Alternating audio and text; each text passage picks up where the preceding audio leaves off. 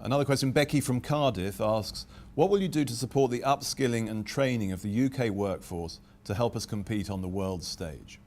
A number of things we need to do here, Becky. I mean, first of all, the apprenticeships, the training opportunities, the extra college places we're going to create for young people, I think is important. Funding adult apprenticeships as well is important.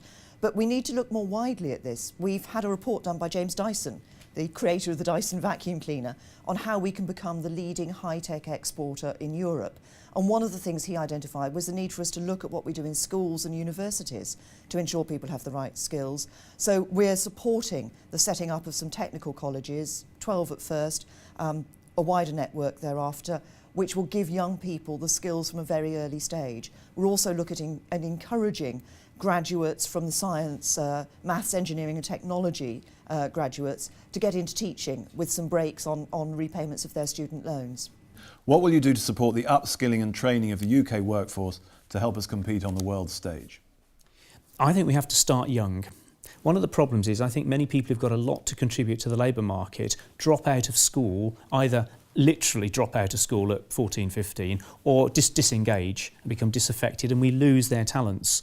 And it may be that young people who are perhaps not so suited to an academic career could do much more vocational studying, which even now, despite all the rhetoric about, parity of esteem and, it's all equally valued, there's still this slight sort of looking down your nose at people who do vocational courses. Yet as a country, we desperately need those skills, and often those jobs are being filled by folk coming in because we haven't got them. So we'd start with the school system, starting particularly at age 14, making sure that vocational qualifications have the same status, have the amount of support that they need, so that people leaving school not only have the basic skills that they need, but can have already started thinking vocationally. So we need to do that for younger people.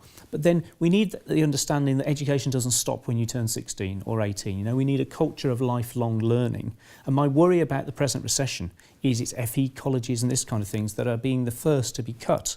And what we want to make sure is that these frontline services are protected as far as possible. What will you do to support the upskilling and training of the UK workforce to help us compete on the world stage? Well, I think it's important that it's not just about helping people get back into a job, it's actually about helping people get a career. It's about people getting a first step on the career ladder, being able to improve, to get promoted once you get back into a job. So I think getting skills and training is really important. We've increased the number of people who are in full-time education by around 200,000. A lot of people getting extra help, education and support at a difficult time in the economy. That's important. But you've also got to give people the chance to get skills when they're in work.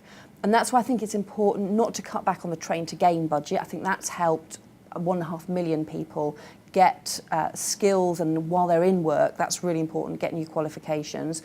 We also want to keep increasing the number of apprenticeships, the number of people who are getting the kind of technician level skills.